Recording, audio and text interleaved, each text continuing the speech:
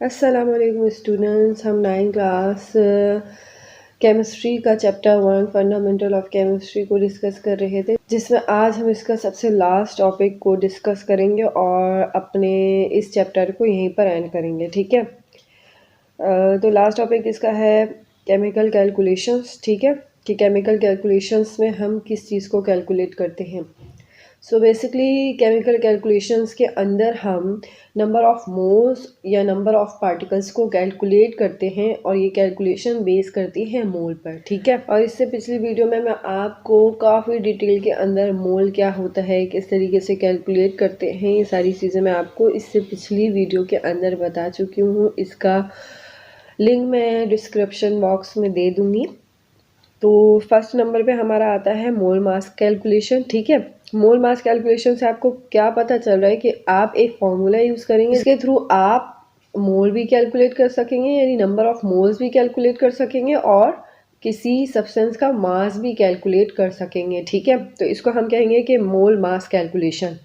यहाँ पर आपको फॉर्मूला दिखाया जा रहा है, number of moles is equals to known mass of a substance या given mass of a substance divided by molar mass of a substance. Molar mass या मॉलिक्यूलर मास एक ही बात है। ठीक है, तो जब आप गिवन मास को डिवाइड करवाएंगे मोलर मास से तो आपके पास नंबर ऑफ मोल्स आ जाएंगे। इसी फॉर्मूले को आप जब अरेंज करेंगे तो मास ऑफ सब्सटेंस किसके बराबर आ जाएगा, number of moles multiply by molar मास। ठीक है, तो दोनों चीज़ें कैलकुलेट की जा सकती हैं और इसको हम कहेंगे कि ये मोल मास कैलकुलेशन। अब इसके न्यूमेरिकल को देख लेते हैं। सो यहाँ आपको एक एग्जाम्पल दी गई है और इसमें आपसे कहा गया है कि एक सिल्वर कॉइन है जिसका मास या वेट 8.5 ग्राम है और आपसे पूछा जा रहा है कि इसके नंबर ऑफ मोल्स को कैलकुलेट करके बताएं। ठीक है, तो आपने कुछ नहीं करना है, सिंपली इसका फॉर्मूला पुट करना है। फॉर्मूले के अंदर आपको इसकी वैल्यूज पुट करनी है। गिवन मास में जो आपको मास दिया हुआ है 8.5 वो रखना है और मोलर मास सिल्वर का होता है 107, वो आप रखेंगे और फिर इसको डिवाइड करवाएंगे तो आपके पास simply moles of silver calculate होके आ जाएंगे। ठीक है, that is 0.07 moles in 8.5 gram of silver. ठीक है, अब सेकेंड आपके पास जो मेथड आता है कैलकुलेशन का वो है मोल पार्टिकल कैलकुलेशन, जिसके अंदर हम नंबर ऑफ मोल्स को कैलकुलेट करेंगे in the number of particles. ठीक, पार्टिकल्स क्या होते हैं, एटम, मॉलिक्यूल्स या फॉर्मूला यूनिट्स। ठीक है, तो आपके पास सिंपली ये फॉर्मूला है कि number of moles is equals to given number of particles divided by Avogadro's number. क्या करना है, अपने नंबर ऑफ मोल्स को कैलकुलेट करने के लिए आपको जो नंबर दिया जाएगा पार्टिकल्स का उसको डिवाइड करवाना है एवोगैड्रोस नंबर से। ठीक है, अब इसी फॉर्मूले के जब आप अरेंज करेंगे तो नंबर ऑफ मोल्स को अगर आप मल्टीप्लाई करवाएंगे एवोगैड्रोस नंबर से तो आपके पास क्या आ जाएंगे, नंबर ऑफ पार्टिकल्स आ जाएंगे। तो आप इस फॉर्मूले से नंबर ऑफ मोल्स और नंबर ऑफ पार्टिकल्स दोनों कैलकुलेट कर सकते हैं। ठीक है, अब यहाँ आपसे एग्जाम्पल में पूछा जा रहा है कि कैलकुलेट करें number of moles and number of molecules in 10 gram of H2SO4। बताइए कि एक 10 ग्राम H2SO4 मॉलिक्यूल के अंदर कितने मॉलिक्यूल्स हैं या कितने नंबर ऑफ मोल्स हैं। ठीक है, तो यहाँ पर भी आपने सिंपली क्या करना है, फॉर्मूले में सारी वैल्यूज़ को पुट करना है। जो गिवन मास है वो आपका 10 ग्राम है, जबकि H2SO4 का मोलर मास 98.0 ग्राम है। अब ये ज़ीरो क्यों लगाया है इन्होंने, इसलिए कि ये एक्यूरेसी को शो कर रहा है। ठीक है, कि 98 के बाद कोई भी ऐसा डिजिट्स नहीं है जिसकी वजह से जो फिगर है वो राउंड ऑफ हो सके। तो आप इसको सिंपली 98 भी लिख सकते हैं कि 98 ग्राम है। अब आपने क्या करना है कि after the calculation of molar mass of H2SO4, यानी इसका मोलर मास कैलकुलेट कर लिया H2SO4 का, सही सही कैलकुलेट करना है, कुछ बच्चे गलती भी कर देते हैं इसके अंदर।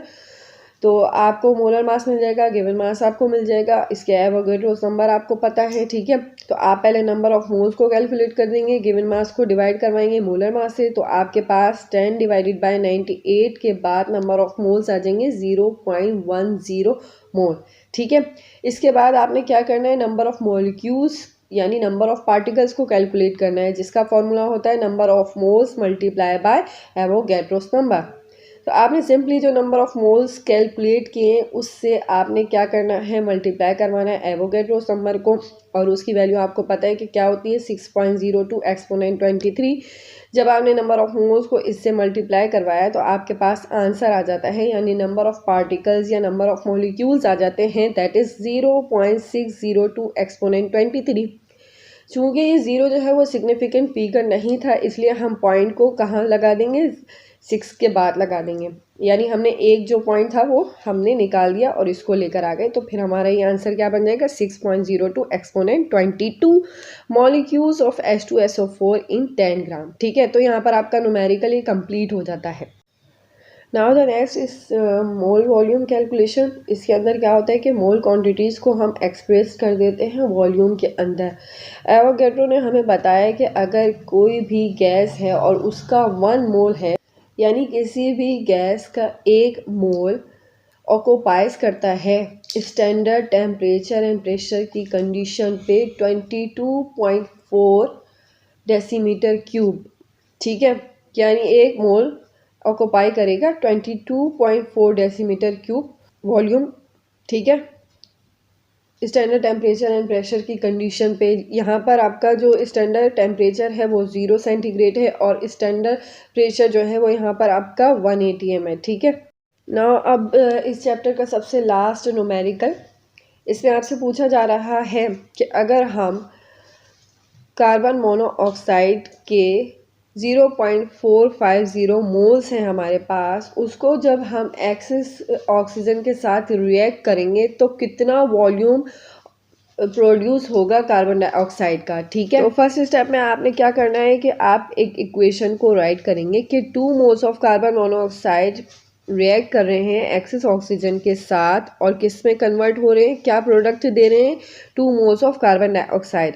हमें इसमें कार्बन मोनोऑक्साइड के मोल्स बताए हुए हैं। ठीक है, कितने हैं 0.450 मोल्स, जबकि कार्बन डाइऑक्साइड के मोल्स हमें नहीं पता, और इसकी जो क्वांटिटी है मोल्स की कार्बन मोनोऑक्साइड की वो 2 है, और कार्बन डाइऑक्साइड को भी ये 2 मोल्स को प्रोड्यूस कर रहा है। अब आपने स्टेप नंबर 1 में कैलकुलेट करने हैं कार्बन डाइऑक्साइड के मोल्स। अब वो किस तरीके से कैलकुलेट होंगे, आपको पता है कि 0.450 कार्बन मोनोऑक्साइड कितने मोल्स को कैरी कर रही है, 2 मोल्स को, जबकि हमें कार्बन डाइऑक्साइड के मोल्स नहीं पता, लेकिन ये पता है कि 2 मोल्स प्रोड्यूस हुए। अब मोल्स के लिए हमें क्या करना है कि ये यहाँ पर डिवाइड हो रहा है, वहाँ जाके मल्टीप्लाई हो जाएगा 2।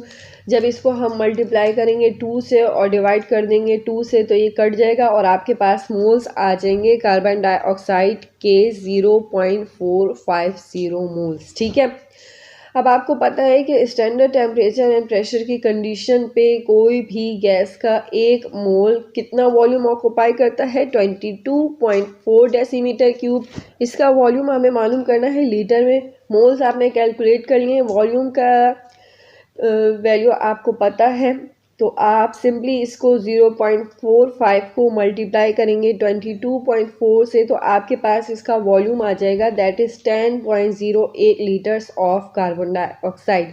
ठीक है, तो 0.450 moles of carbon monoxide produce 10.08 litres of carbon dioxide. ठीक है, तो यहाँ पर आपका न्यूमेरिकल कंप्लीट हो जाता है। वीडियो अच्छी लगी तो प्लीज़ प्लीज़ प्लीज़ मेरे चैनल को सब्सक्राइब कीजिए। अगर आप चाहते हैं कि इस चैप्टर की समरी पर भी मैं एक वीडियो बनाऊँ, वीडियो के अंदर सारे पॉइंट्स को डिस्कस करूँ, तो प्लीज़ अपने कमेंट के थ्रू मुझे बताएं और दुआ में याद रखिएगा। अल्लाह हाफिज़।